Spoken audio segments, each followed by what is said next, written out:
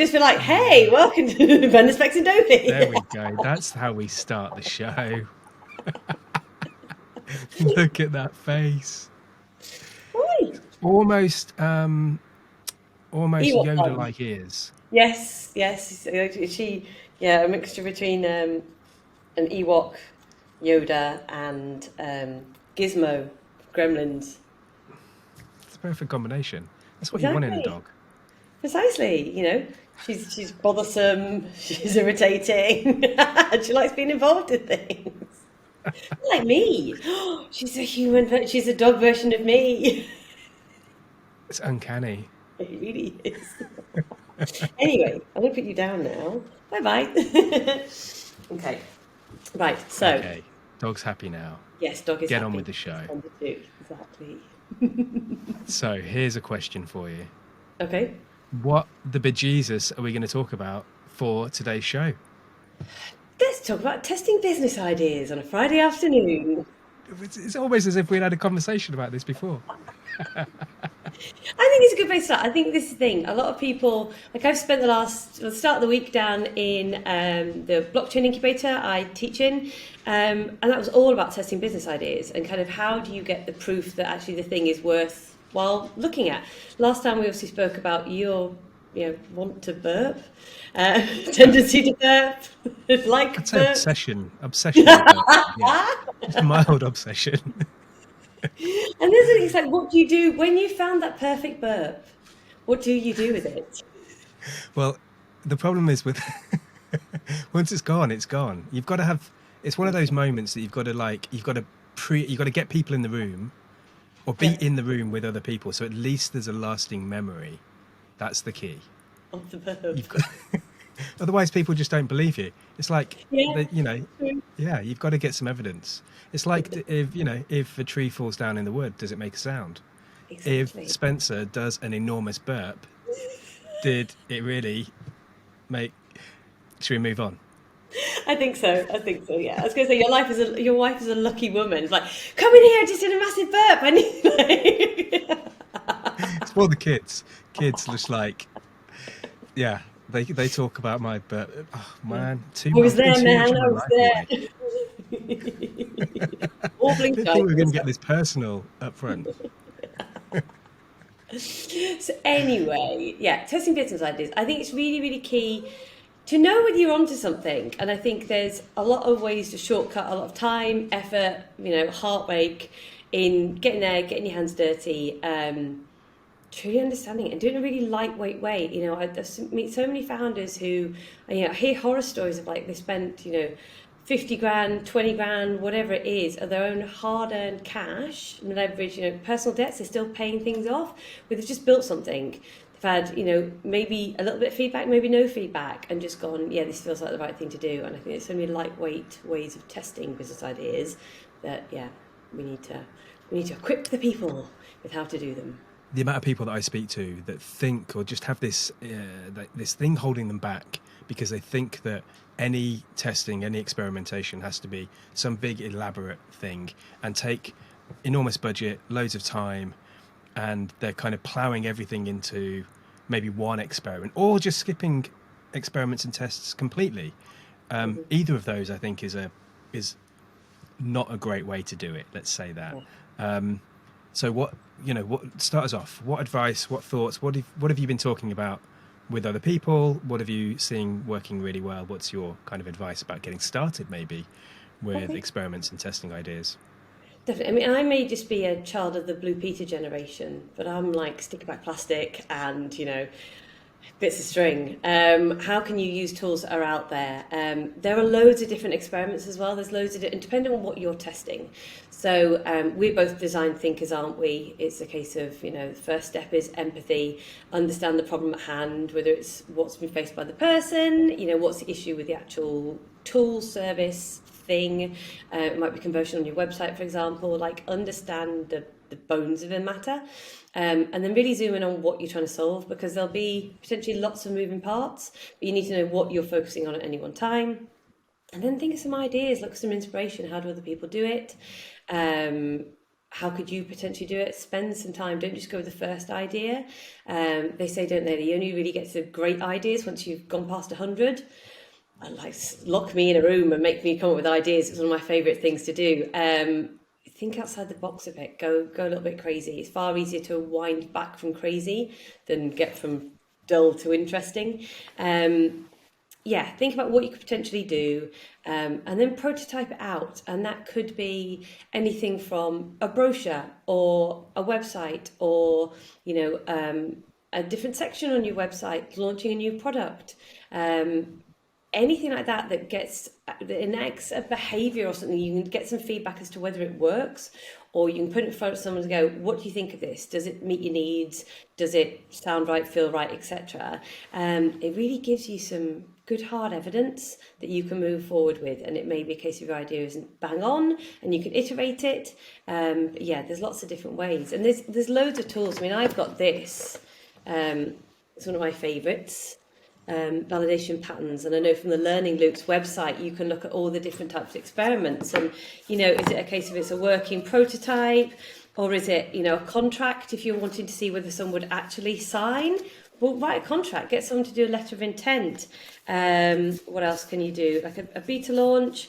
You can do Imposter Dojo. It's one of Alex's, who I was working with earlier in the week. Take someone else's tool and see what people think of it. Picnic in a graveyard. Go and speak to somebody who's had the previous idea similar to yours and has failed. Find out what went wrong. There's so much stuff you can do. So many things, yeah. And actually, I've got a similar deck of cards. I'm sure I've got them up here. Love these cards. These are the cards for Testing Business Ideas book, but in card form. Oh, amazing! It's very similar. Sorry.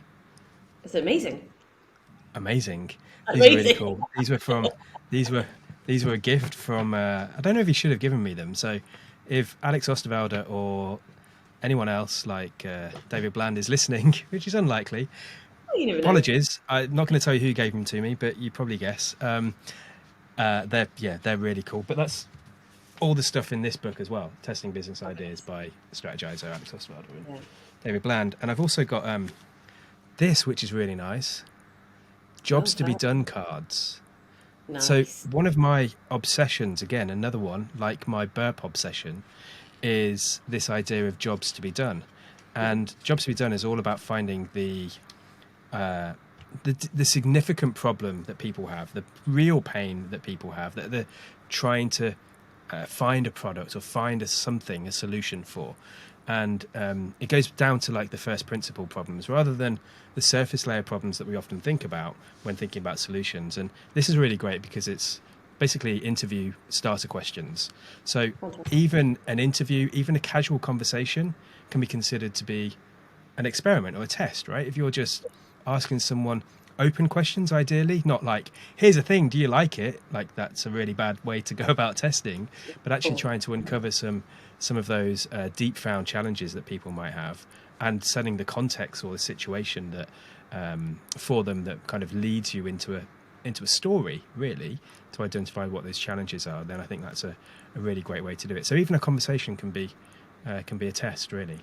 Yeah, definitely. And I think in terms of those jobs to be done, it's not only a case of like, as a accountant, I have to do X, Y, and Z. It's actually the social and emotional jobs that someone has to do. Right. So it might be because your job as a mum is to keep your children happy, to do X, Y, and Z. So don't just be, just like really focusing on what someone does in terms of like their actual, day-to-day roles. I was going to say, can you talk us through some examples of this? Because I know a lot of people get caught up when I'm speaking to them anyway and talking about value proposition canvases, for example. Their jobs to be done is something they really get tangled up in. So are there any kind of cards you could walk us through? It's a funny thing because I love a framework. I love a concept like this. But I think there's a couple of reasons why jobs to be done is so confusing and people get tangled up. Firstly, there's two very contrasting ideas of what jobs to be done really is that come from two different perspectives.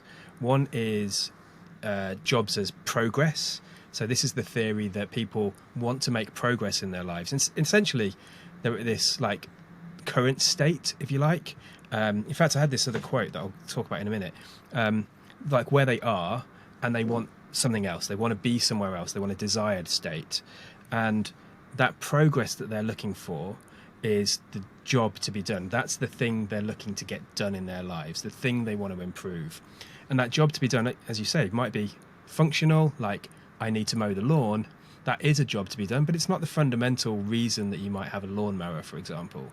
Like if you go a step lower than that, then the real reason that you might want to mow the lawn or have a lawnmower is because you want to have pride of your garden, or you want to have someone running around, your kids running around playing football without the risk of whatever is going to be hidden in long grass, or you just want to make people that come over or feel that, I guess, that pride and that social acceptance when people come over for a barbecue.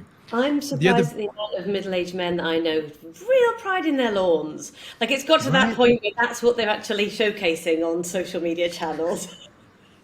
This is what I think our audience is. I think we might be wrong. Let us know in the comments if you're a middle-aged man that's you keep obsessed with using the a pride lawn of lawn. example, to be fair, and now I know everything I need to know about you, Spencer. Exactly. But look, this thing of jobs to be done, the other side of it is jobs as tasks. Okay. And which is, again, a different school of thought about jobs to be done, but why it gets confusing. And jobs as tasks are like, I want a neat lawn, therefore I need to mow it. And it's about the act of doing the work. That falls down for me because I don't want to mow the lawn. So I don't have no motivation to mow the lawn, but I do want to have a neat lawn. And so that idea of like being motivated to mow the lawn is completely wrong. And therefore, if you start to market something or build products that are focused on doing the work, I'm going to switch off from that. But if you sell the amazing lawn and the social occasion and this is the best way to get that status that you're looking for with the pride or whatever, then that's going to appeal to me much more. So I think it's really interesting, different ways of looking at it. Another example though, right? So coming back to those social and functional jobs, if you look at a car, the functional job of a car is to go from one place to another, right? Super simple. You kind of want to go from A to B faster than you would do it walking. Mm-hmm. That's fundamental kind of functional job of a car. But how does a Ferrari fit in with that explanation of jobs? Because you want to get to another place, but you buy a Ferrari for a completely different reason. You buy a Ferrari for a status reason. You buy a Ferrari because you want to have, again, maybe pride about how far you've come, about your success. You want to either keep up with people around you. Maybe you've got people that are buying Lamborghinis and you want to buy a car that's a similar status position. So there's a reason why people buy all of these things. And fundamentally, the jobs to be done theory is saying everyone is looking for ways to solve these deep problems that they have. And what you need to do is figure out what the best solution is, or the best way to market a current product that's going to satisfy that job to be done. So it's a really interesting thing. And I think what it does if you use this kind of principle as an experiment at the beginning, for example, if you're doing a value proposition canvas and you want to figure out what these jobs are, by speaking to people, by talking to people, you will uncover things. It's highly unlikely that they're going to say, this is my job to be done. That's not a language that they're familiar with. And equally, you shouldn't say to someone, what job are you looking to hire something for, right? Because that's a language that they completely alien to people. What you want to do is you need to ask these questions that enable them to open up and identify the challenges that they might not be aware of. And the real skill of using jobs to be done in an interview way or during interviews is to set context and getting to people's it's kind of situation of why they made certain decisions. Definitely. There's a thing, I could go on and on. I'm sorry. I could dominate this whole conversation with jobs to be done. I could talk about interviews all day long. And I think it's important to remember as well, you can use them in a learning capacity, but also in a confirmation capacity as well. Right. Really understand the problem at hand. And like you say, it's, talk about an accountant, for example, like talk me through your processes. What does that look like? Who else is involved? What are they like? Because it may be a case of actually you're looking to, create a bit of software and they're all for it. But, Mabel, who's a 90-year-old secretary, ain't going to touch that thing with a barge pole. So you need to understand their ecosystem. Why do they, what do they currently use? Why doesn't it work for them? What would this thing enable? It might be a case of actually the reason why they want to use it is because they want to look great in front of their boss, or they want to speed things up so it means they don't have to spend as much time at work and they've got more free time. There's all these different things, and it's not necessarily just a case of, I process people's, end of year accounts.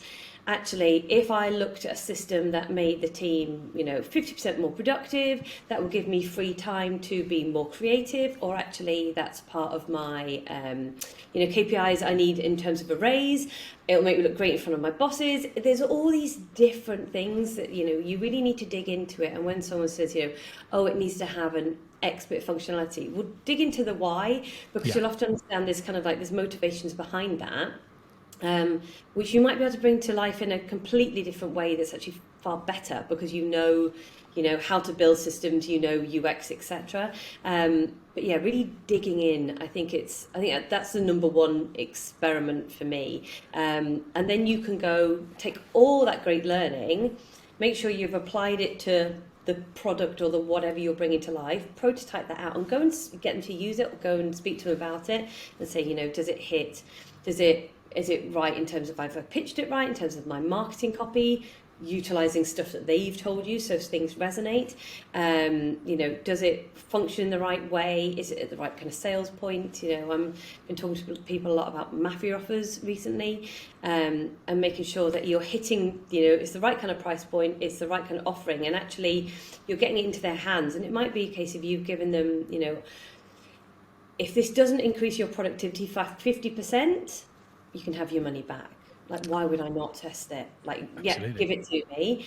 And then it's in the hands of users. You're getting feedback, you're getting data, you're getting utilization. That's more important in the early stages than money is, because you can sell the thing, but if it's broken and doesn't really work, you're not going to sell very many of them. So getting to that point where you're testing it, making sure it works, make sure it's right. Don't work on the assumption that just because you've dreamt up an amazing idea, it's going to hit the mark, because absolutely probably won't, unfortunately, unless you're really good. I think exactly right. One of the very quick one, and then another couple of builds. I think never, particularly in a B2B business, never underestimate the one that you just talked about, which was looking good to your boss. Like, that is a real, genuine need that people have. That's a job to be done that is so powerful, so powerful. In fact, I'd probably say that most of the clients actually that I work with in kind of an innovation consulting kind of capacity, most of my it sounds kind of weird, but most of what I do is make the client, the direct client, the sponsor that I'm working with, look amazing to everyone else. Because if they look amazing to everyone else, if this is a revolutionary process that they've never done before, if it really changes things, if it moves the dial on those innovation projects that have been halting for so long, if they look good to their boss and they look good to everyone else, it's going to really start to generate momentum. So it's not about ego or anything like that. This is about understanding what motivates and drives individuals and what can motivate and drive groups of people as well. And I think that's such a powerful one. So yeah, never underestimate that. A couple of other builds as well. There's a great process called the switch interview. So this is using jobs to be done again. And what it does is it centers the job interview conversation around the reason why people switched to a new service or bought a thing in the first place. And this is central to the jobs to be done theory, which is trying to get causality, like as in what's the reason that someone bought that thing. And often it's not just a sudden moment where they go, right, I'm going to go and buy this. There's this whole series of things that happen. There's the I think they call it passive looking. There's a trigger that motivates some passive looking. There's some active looking. There's then the kind of conscious decision making and looking at the competitors and all those things around. But often there's multiple triggers that lead onto those next steps. Yeah. So, for example, if you've just bought a new bed, or a new mattress, for example, there's probably a moment in time where you've gone, I just can't deal with the mattress I've got anymore. Like you've woken up at 3 o'clock in the morning. It's like, my back is hurting. This is agony. Something's not working for me. I need to change something. And you start to actively start looking for a new mattress. If you find somewhere that's like all about the problem that you had, stop waking up at 3 o'clock in the morning with back Yeah. pain. This mattress will save your life, save your Uh-huh. marriage, save your work life, whatever it is. Then what's if you've understood that that's the problem that someone has from Yeah. interviewing them, and because you've done this from a switching interview or from buying a thing, and you've got that moment of causality, then that's something you can build for, you can create products for, you can market for as well, rather Definitely. than What like Ashmoria. here's a really comfy mattress, or stop waking up at 3 o'clock in the morning and save your marriage. Well, there was I'm sure Ashmoria was talking about a similar thing, and it was a company actually advertised on like shitty TV channels at 3 in the morning, because that's when a captive audience, that's when they realised their sales were like 3 in the morning, because you just like, sod it, I'm getting out of bed, I can't lay there anymore. When they get up in the morning, there's other things going on. Buying a mattress is not top of their priorities. Right. But having that conversation and understanding, if you've got stats on your website, for example, as to when you see spikes in traffic, what does that tell you? Go and dig into it a little bit. And as well, in those conversations, you might find out, well, hesitancy is what to do with my old bed. I don't have a car, there's no tip locally, etc. Well, have part of your value proposition that will take away your old mattress. Or I'm hesitant that this one's going to be as bad as my last one, I can't try it. 100-day free trial, that's the mafia offer. Like, take it. Well, yeah, well, I'll give it a trial for 100 days, I'm going to get my cash back. Like, it's a no-brainer. The more you can inbuild these things, based on the information that you've got from people, it's a massive thing. In terms of that causality as well, like, what is the trigger? I know when Ash Moria came to see us for a couple of days in the old incubator I worked at, he was talking about his new framework, and it's almost like a little track that people go up and down and round, and like they solve one problem and then another one comes off the back of it. But he was saying about buying cars, it may not be you see an advert, a billboard for a beautiful new Ferrari, Ford, whatever it is you're in the market for, but actually it's you're around the dinner table and everyone's talking about what's going on, and they've got a new car on offer and this, that and the other. You're like, well, do you know what, I've worked really hard this year, maybe I should start thinking about that. Or your MOT comes up for renewal, or insurance, you're like, oh, another year of this car, wait, how long have I had this car, maybe I'm in the market for a new one. And again, like, when you get people to talk about buying cars, tell me what influenced your buying decisions last time. When did you start thinking about it? What was that point? Because if you understand those trigger points, then you can start influencing, like you say, market around those. Really, really important. Oh, totally. And the big piece of advice I would say with regards to interviews, so what we want people to be able to do from listening to this, by watching this, is go and do some of these things. We don't want it just to be a passive thing you just consume, hopefully great, entertaining and valuable content. We want you to do something different. So I think one of the biggest things that I've learned with interviewing people is to really understand and get into that situational context that people are in. So if you're having a conversation about a purchase that they made, or or a problem perhaps that they have encountered, let's take a different example completely. An online course. When was the last time you bought an online course? Oh, what were you doing on the run up to that? What instigated you to kind of search for that? You want to find out all of this stuff. You go from the purchasing decision point backwards, and then what led you to that. Oh, well, your boss said something. Why did your boss say that? Why was that conversation happening? And then you go backwards, and then you really identify what those moments in time are. And as you rightly said, like, the problems don't disappear, they just change, and sometimes they get bigger. Yeah. But the problems change. It's not just about identifying one job to be done or one problem that people are looking to solve. They kind of continue to grow and develop as well. But that When you know that contextual loop, situation. when you know Yeah. that loop, then it's kind of like, well, what are the next thing on your roadmap in terms of products? Are they auxiliary services? What else can you do for your customer base that keeps them in your little world? It's Yeah. really important. Yeah. So important. So that's one way to test, I guess. But look, probably there's a bunch in there, because interviews aren't just something that you do once. Steve Blank says, get out of the building, speak Yeah. to people. Go and speak to people about the problems that they're having, either with without your product because it's not built and they haven't purchased it or whatever it is. They're non-consumers so far, but similar things. You might be speaking to them about similar things that might be in the same ballpark as your challenge that you're trying to solve.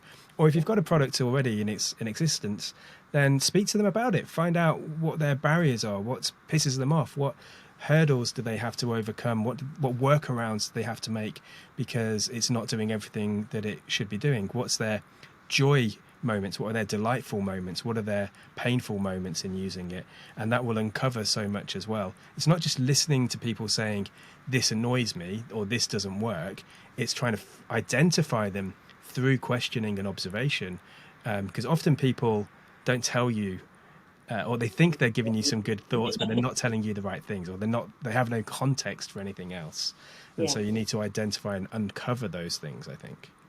Go and watch them in a non-creepy way. Yeah. Follow them with permission for the day. And that's the thing, it's, you'll see so much stuff that people don't think is relevant. And it's kind of like, oh, right, that little comment with a colleague there, what did that mean? Oh, well, last time we tried to onboard a supplier, we got caught up in red tape for 6 months. Well, why was that? Well, the compliance team had a problem with X, and then the finance team had a thing with Y, and actually I need to put together a business case. Okay, well, how can I help you with those things? What information or data can I give you for your case? And you help people write papers for their bosses or whatever it may be to get them through that buying cycle. And that's when it comes really interesting in case that acquisition and activation piece, making sure that people can get over those hurdles. Really, really important.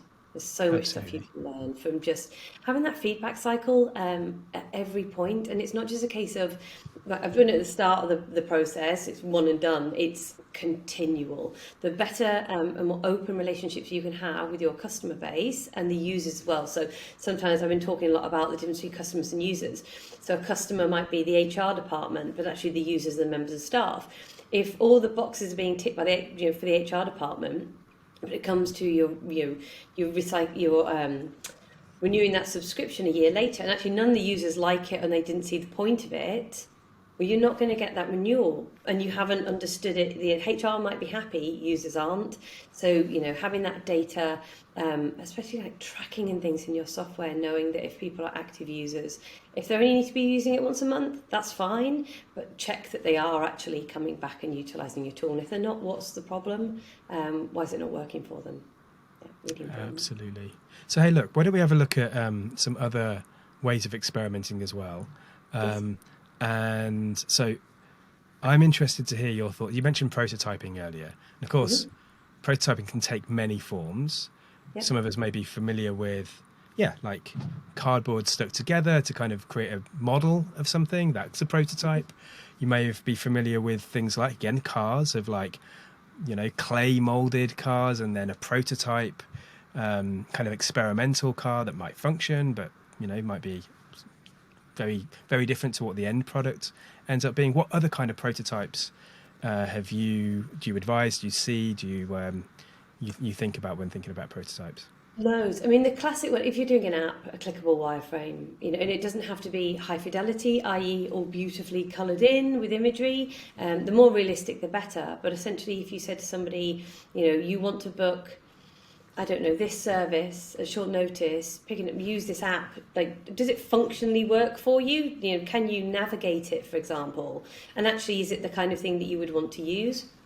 In terms of, if you're talking about products that take a long time to come to life, so say like a Meditech product, some kind of brochureware, for example, or a picture presentation, just so they can really understand and understand the benefits to them. If it's a service, use an existing site. So I know in the sprint books, for example, they talk about a doctor's office and whether it be a case of you could utilise, a service for, I don't know, children's doctors, whatever they're called, paediatrics. Yes. And in case of, can you take a normal doctor's office, put some child-friendly things in and see if that environment works? What do you learn from it? How do people navigate the environment? What needs do they have? There's so much stuff you can do. Take someone else's tooling and white label it, or go and say, what's the problem with that thing? There's loads you can do in Yeah, terms of prototyping. It's essentially anything that's quick and throwaway that conveys the point, the functionality, the practicalities of it, and see if you're on the right track. You can do concierge trials as well. So we've done it before now. I worked with a startup and it was all about table ordering. So rather than build out a whole app, we had the menu on it, etc. We found venues and essentially got some wipe clean menus and a WhatsApp number. And someone was the other end of the WhatsApp. And it was a case of like, who's going to order what? So we found out what point in the day people are more likely to use it, what they're likely to order, so we can have specials or a really restricted menu, and what customer types. And actually, we assumed that it would be potentially busy bars on a Friday or Saturday night. Actually, it was mums at lunchtime who couldn't abandon their kids. And it was pre-COVID, pre these things, where everyone's got them. They were only in certain chains, for example. And we're like, okay, right, brilliant. It's people watching the football and it's mums out with their kids.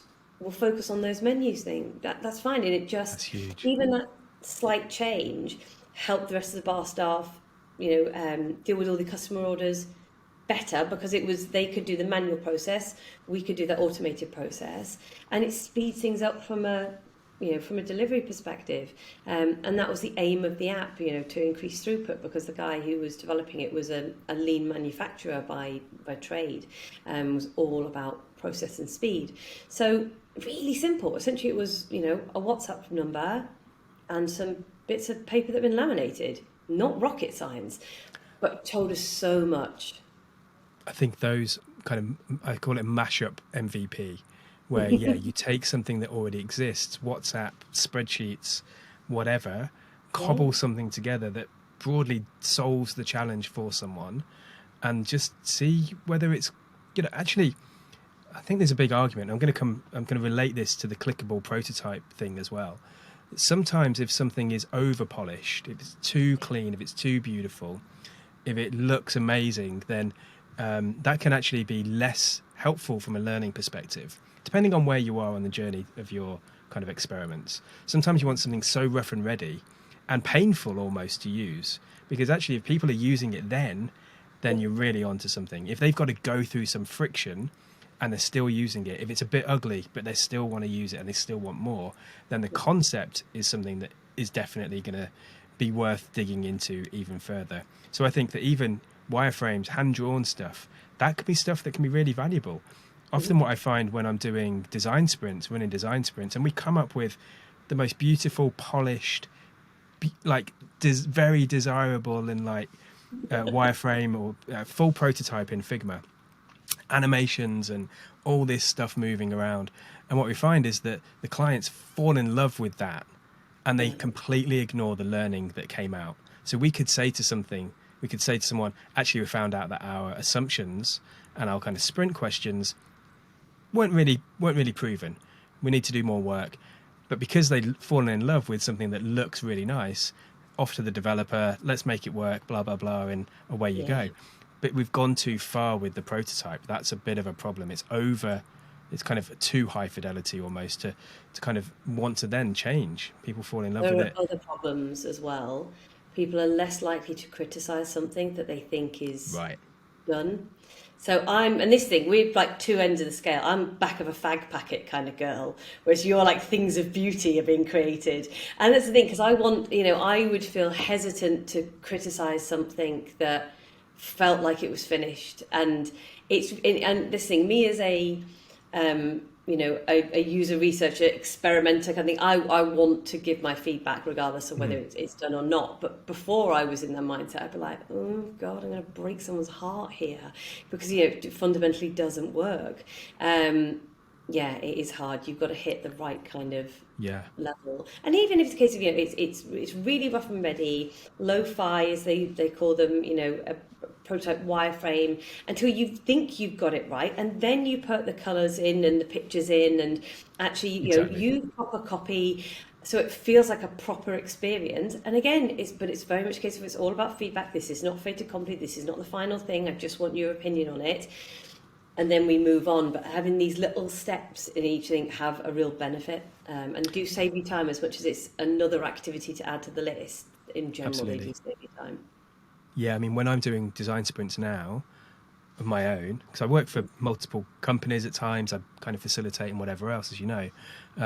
But with the ones that, like, it's my design sprint and I'm running and I'm prototyping designing, I have strict rules of black and white, no animation. So there isn't any brand. There's no color. There's no wow moments. It might still be an elegant solution. It's not necessarily hand drawn and whatever else, but it's super simplified. It takes all of that cognitive bias around something looking finished and polished out, and it just gets to the concept, and that's what's important. And I think there's a problem here as well, actually, just thinking about the design sprint world and that kind of agency world. I think there's a problem, because I think often what people are buying isn't the learning, well, whereas what you're kind of trying to sell as someone who is a design sprint agency is validated learnings. What they're actually looking to buy is a finished prototype that they can throw over the wall to a developer, essentially, and kind of go, right, get on with it. So it's a really, I've had a challenge with that in the freelance work that I've done. I'm not going to say too much more, but it's definitely been a challenge. Probably drawn something like of like my 4-year-old, and it all depends what level you're at and who you're. So for the example, in terms of the mobile ordering thing, it was standalone and it was on a table with no explanation.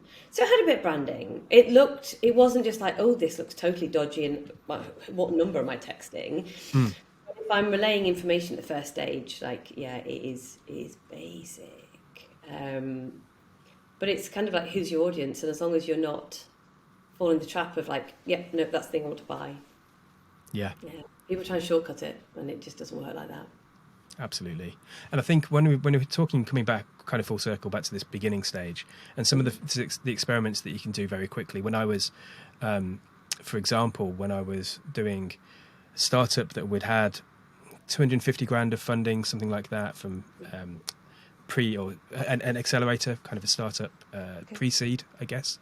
And some of the experiments that we did were, of course, like landing page experiments. We created 10 completely different product ideas broadly in the area that we wanted to come up with, on the back of conversations, job to be done, interviews, etc.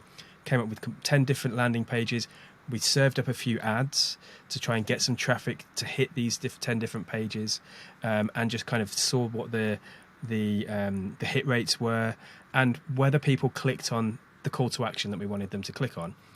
Give us your email address, because if they've got to give something away, then that's a far better telling situation or telling piece of evidence that you can gather, rather than someone just clicking on something that isn't giving anything. If you give someone an email, you're going to be much more interested. If you kind of want to join a wait list, for example, that's something that is a really good indicator that someone wants to, wants this product. The next big one that we did after that, because we were then kind of narrowed it down to a couple of ideas, again, very different ideas, but we then started to do some price experiments. So we had, again, a whole load of landing pages with the same copy this time, but we changed the price for each person that got the ad served to them. So it might have been $6 a month all the way through to $30 a month or whatever it was. And we found out what the best price point for that product was, if it was a B2C proposition. And that gave us so much more valuable information, like a super elaborate spreadsheet in the end with all these things, how much we were spending, what the click-through rates were, all that good stuff, what the cost of acquisitions ultimately were, so that we can really determine future profitability of that kind of SaaS business. So those are some things that you can do. Landing pages, so easy to make these days. Definitely. You can just spin up something so quickly. You can build them off Notion with Super. You can do Card is a great one, just for like one-page landing page stuff. Super simple. Wix even, whatever it is. I think it's that whole thing, isn't it, about you should have a hypothesis. Take yourself back to GCSE maths. What is my hypothesis? My hypothesis is that I will sell more subscriptions at $6 than I will do at $30. Right. My hypothesis is that this is going to be the type of copy. If I have this lead headline versus another headline, that's going to convert better. If the button's blue versus red, if I was talking to a startup Wednesday, and we were saying about how to pitch their product. Their product is agnostic for multiple different systems, let's just say, talking vaguely. And actually, are they better off spending the money where there's loads of demand for it against a certain system, but actually it's far more expensive to bid against Facebook ads, etc., those clicks? Or actually, if they pitch it at a different system where it's a bit cheaper but there's less traffic, would they make more sales? What amount should they be pitching at in terms of if they were to position it on Amazon, for example, rather than e-commerce? Like, what does that look like? Run the trial. Like, if someone can get it through the Amazon system, and you have to deal with Uncle Jeff and all his ways, that can you make it a third more expensive and still keep your margin, but actually they can get it on demand, it's there within 24 hours. Just test the idea, but you've got to have a belief and a clear success metric of, okay, so we've managed to hit a cost of acquisition of X. Brilliant, we carry on, or we stop. We don't just keep on going and hope that something's magically going to happen. That for me is when you move away from the things like the interviews, which are often just like qualitative data, you want then specifics, and it has to be a case of, right, we think that I think we can sell second-hand camo jackets, for example. We're going to start advertising on these different keywords, for example, like vintage and this, that and the other, and we have to have a margin of X to make it work. Okay, well, let's do a trial for a fortnight, throw 200 quid at it, see if that works. If it doesn't, well, what have you learned from that? Is it a case of actually it's just too expensive a keyword? Well, are some lesser used keywords that actually get you the traction you need? You tinker with it, or you go, right, it's worked or it hasn't worked, what's the next one? And it's all about mitigating risks. We talk about risk assumption testing, and a case of like, what's going to kill your business? There's certain things that will kill your business. If you can't get the right margin, the right cost of acquisition, it's going to kill your business. If you don't build the right product, it's going to kill your business. So you need to understand who your customers are, what price point they want to buy, what the thing they actually need to buy is, and you can find all of that out by experimenting. It's really scary, and I was speaking to the founders down at the accelerator this week. And they're saying, like, why don't people go out of the office? Why don't they speak to people? Why aren't they out the building? And it's when you actually verbalise what you want to do or put something out for someone to critique, it's scary territory because it's real.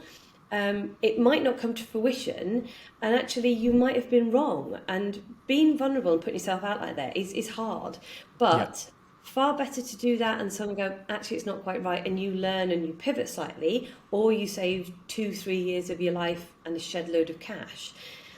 Better to be out there having the conversations, doing the learnings. People love to have their opinions sought, and make sure you utilize it and actually do something with it. One of the startups I worked with a couple of years ago had the most success in terms of user feedback and user engagement. So they used to write a little email once a month going, thank you very much, we heard these things, this is on a roadmap now. It's not expressing things because actually you said you wanted this first, so we're listening, we care, we're doing something with your feedback. Far better than sitting in your ivory tower, making a load of assumptions and then just things failing. It's not the way to go. Put yourself out there, be vulnerable, listen to a bit of Brené Brown. Yeah. I think that's it. So nobody wants to be wrong, right? No, like that's a real fear that people have, and I'm sure that holds so many people back with regards to experimenting. Why would you want to put yourself in a situation where you're gonna, where your firm beliefs that you've had, this baby that you've spawned into some kind of existence, is someone's going to say they hate it, or it's never going to work, or it's horrible, or whatever? Like it's a really difficult situation to be in. I even had it. I was out with the guy who runs the community, runs a program at the accelerator on Monday night, and I was like, imagine the scene. I'm pitching a little like startup idea I had, and he was like, and I was like, do you know what? I might put it through your accelerator if you'd be interested, because I like to be held accountable. I like to be pushed.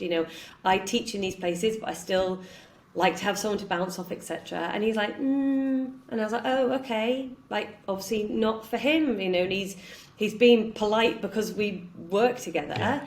And the next morning he popped to, he's like, so is it live? Because I've got something to push through the idea. And I was like, no, it's not. But interesting. Like, what made you think that? It's like, well, you know, I was mulling over it. It was more a case of I just was in a thought process. And because I wasn't actively interviewing him, I was just putting it out there to get a little bit of feedback. He was just mulling over. And I think it's something like the human brain, if someone's looking at you and is silent for 3 seconds, it automatically clocks it as rejection. So I was like, well, not for him, because he was just thinking. Yeah. And then the next day he's like, I've got some work that you could push through that to test the idea. And I was like, bloody brilliant. He's prepared to put his reputation on the line to introduce me to somebody about it. Fantastic. Amazing. And thinks it's got legs because he knows that that founder has that problem. Validation, brilliant. So yeah, don't be, it's hard to be vulnerable, it's hard to put yourself out there, but it's really, really important, really, really key. You know, and the more you speak to people, the more you don't know who knows who in terms of the network, how they can help you. You know, a lot of people are scared that other people are going to steal their ideas. That could happen, and it's a case of being timely and, you know, having the right conversations with the right people that you trust. But it's far better out than in. Okay, on that note. So I think a big piece of advice that I would give anybody that's maybe this is resonating with, maybe they're kind of thinking, shit, I'm not doing that. I need to get out and speak to people. It's like a piece of advice that is a universal truth. The longer you wait to get started, the bigger the detrimental effect, and the wasted time, the more wasted time you're going to have. Start today, start yesterday, start as soon as you can in getting into this habit. And I think it is a habit of experimentation and this mindset of default state being, I've got to experiment. I think instead of Chief Executive Officer, the CEO term should be Chief Experiment Officer. And that should be what you do, particularly at the beginning of stages. Everything is an assumption. Every single thing about your business is an assumption, and therefore everything needs to be validated. And you can invalidate all of those things by not experimenting and just waiting it to collapse. And that's a big failure and a really painful failure. Actually, you're far better off to learn as early as possible, micro challenges, micro experiments, to learn as much as possible. So Chief Experiment Officer. I like it. I like that one. You don't have to talk to a lot of people. You get 80% of what you need to know from 5 people. Right. And then you can get the real detail. And if you want to test the market further, you can do quantitative stuff where you can do online surveys, for example. I even do that kind of research ahead of job interviews. I went for a strategy job, 2 or 3 years ago. So I sent out a user interview survey. Do you shop with these people? Why don't you shop with these people? What, you know, I got 100 responses in less than 24 hours. So then when I was in an interview, I was like, survey says, you know, I had that feedback, like had that information at my fingertips. People can't argue with you if you've actually got research and data. And it's a really key thing as well, especially in terms of like, if you are going for investment, have that information, know that, you know, you've done work that's affected the cost of acquisition rate. And if you had more money on a grander scale, that will then change it further. Not just a case of, oh, well, I think I could get it down by X. You know, you've got test data, you've spent X amount of pounds and you achieve this change, you can do more. And they don't have to be long experiments either. Set something live for a week. See what happens. Exactly right. You know, if it's going horribly wrong and affecting, so say for example you have, you know, a classic conversion rate of, I don't know, like 40%, for example, and you set something live on your website and that conversion goes to the toilet, turn it off, like ASAP, monitor it, track it. There's so many tools out there, like, you know, Hotjar, different, you know, split testing. So when you were talking earlier about sending different traffic, different things, you use split testing software. Google Analytics. Look at your dashboards in terms of your adverts. See how that's tracking, how it's changing. Don't just like turn it on and then be like, well, see you in a month. It doesn't work like that. try and get as much feedback as quickly as you can and as cheaply as you can. I'm trying to think of any other major ones. I think one thing is you don't have to spend any money, or you can spend a tiny, tiny, tiny amount of money. Some people think, I've got to do ads, I've got to build a website, I need to hire a website agency. None of that stuff is true, not at the beginning. You can do things completely for free. It will take you maybe a little bit of time to just learn a couple of those techniques and tools, but it's completely free. By the way, I did a similar thing for the last job interview that I did. Oh, did you? Yeah, I had a project thing that I had to do in advance of the full interview. So they gave me a kind of a brief, and get this one, I had to validate whether or find out whether it was worth investing in a basically cement as a service. Oh, So, interesting. like whether like truckloads of cement in cement trucks, and how that whole kind of industry about cement, because it's very timely, it can't go off, you've got to get it there on time, blah blah blah. Yeah. I've seen grand designs Yeah, when yeah, it's all yeah. going There you horribly go. wrong. Yeah. But what I did, I happened to know someone whose dad worked in the cement industry for 40 years, or the whole of their life, really. So I interviewed him. I spent an hour just talking about all the challenges, really getting to understand it. And then exactly that, I was able to not say, I think this, but I was able to say, the person I interviewed, who was this XYZ, like fame, blah, blah, blah, he said, he feels this, he said this. And I think this is insightful for these reasons. And then that just adds so much more value. Great way to do an interview. I did a thing years and years ago. If I went to go and work for a web agency, I had to essentially give a pitch on a certain technology. So in my previous job that I was in, I was a marketing manager. So I phoned up said company and pretended to be about to buy a website, and then multiple hours of conversations. And then unfortunately, when I did get the job, I had to meet said person from the software company. He's like, "Oh, still in the market for a website, are you, Rebecca?" And I was like, "Yeah, about that." Like, I did lie to you for many, many hours, but I got the information I needed. Sometimes you just got to be a bit crafty, haven't you? Fuck it. You got to do it. Yeah, Get the I was going to information do you need. just a quick recommendation: the Mom Test by Rob Fitzpatrick, I think it That's is. it. It Yeah. does interview techniques. Awesome. Like, have a read of that. It'll tell you exactly what you need to do. It's a great, dip your toe into experimentation through that way. Yeah, I used to And work then, with Rob Fitzpatrick. did you? Yeah, I've got some The or stories, a? but The Rob Fitzpatrick or a Rob? the Oh, really? Oh, yeah. wow. Yeah. Very good. There's some stories there, Okay. but another time. Rob's awesome. It's been a while, but I used to work with him. Okay. That was a lot of fun. Good stuff. He probably owes me some royalties for the amount of books that I've sold for him. Exactly. I think I love his how to write books of value or something like that. How to write valuable books, something like that. And then Okay. his workshop book as well. Great. Oh, look at those. Very Yeah. good. Awesome. Rob, Okay. good call, good advice. Go get the Mom Test at least. Too right. Yeah. Yeah. Should we wrap up? I think so. We've got a call. Have we got an ask for people to be thinking about? I think they need to think about what the biggest risks are. Like, what is the thing that's going to bite you in the ass? If you don't get it sorted, what's the thing? I know an agency in Liverpool, they have a thing like, what's the fish? If you leave it for too long, what's going to start stinking? Like, what's going to drag you down? Right, yeah. Work that thing out and then go and test it. So it might be a case of actually, if you make the assumption that the product you're building or the way you're building it or the way it's manifesting itself is the right thing to do, but you haven't spoken to anyone. If it's a case of what price point you can pitch it at, is it because you have a conversation with people or you go and test that? Are you thinking about buying 1,000 stripy t-shirts and putting them in a warehouse, but you're not tested to see if there's a market for stripy t-shirts? Spin up a page, push some people to it, see if they do anything. If they don't do anything, don't buy the t-shirts.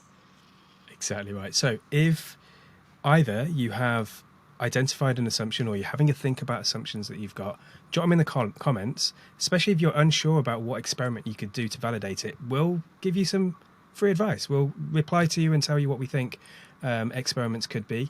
If you're like, I don't know what my biggest assumptions are or what things give us a little bit of information about your organization, the thing that you're trying to do. We'll perhaps give you some assumptions, and we'll perhaps give you some ideas about how to solve them as well. That's what we will do, especially if you've got this far in this episode. We would love to help you out. Thank you for your support. On that note, don't forget to like, subscribe, share, maybe just share it with a person that you think this person needs to see this. If you think there's somebody out there that needs to see this video about assumptions or about experimentation, send it on to them. That'd be really, really good thing to do. It's an act of kindness. Exactly. You know, if you think someone's blindly bumbling through life and needs some proof as to whether to carry on or stop, it is an act of kindness. An act of kindness. Do a kind thing today. Share this video with someone that needs it. Amazing. Bex, as ever, absolutely glorious last hour with you. It's been fabulous. What a day. It's Friday now. I think this is basically, day is over for me. Is it for you? Too right. Yes. Yes. Let's get on it. Sure, it's something cold and fizzy somewhere to drink. So yes. Perfect. Well, have a lovely weekend, and we'll see you next week for Spen and Bex Show. Yay!